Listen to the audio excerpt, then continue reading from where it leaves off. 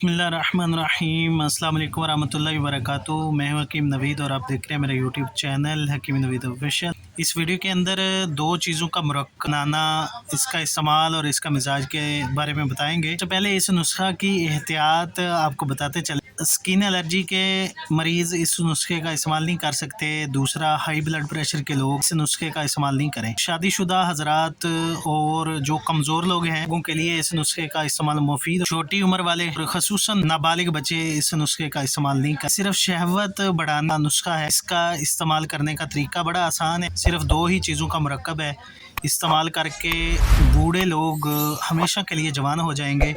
ایسے لوگ جو جماعت سے پہلے ہی فارغ ہو جاتے ہیں، ہم بستری کی لذت سے ہمکنار نہیں ہو سکتے، ان کا پہلے ہی اخراج ہو جاتا ہے، اس کے لیے یہ نسخہ بہترین ہے۔ ایک چیز جو چھوٹا دانہ ہے اس کو سنگاڑا بولتے ہیں، اور بڑے والی جو چیز ہے اس کو جڑ پان بولتے ہیں۔ اس کی مقدار کا توازن رکھنا بہت ضروری ہے۔ سنگاڑا آپ نے لینا ہے 100 گرام اور جڑ پان لینی ہے 50 گرام۔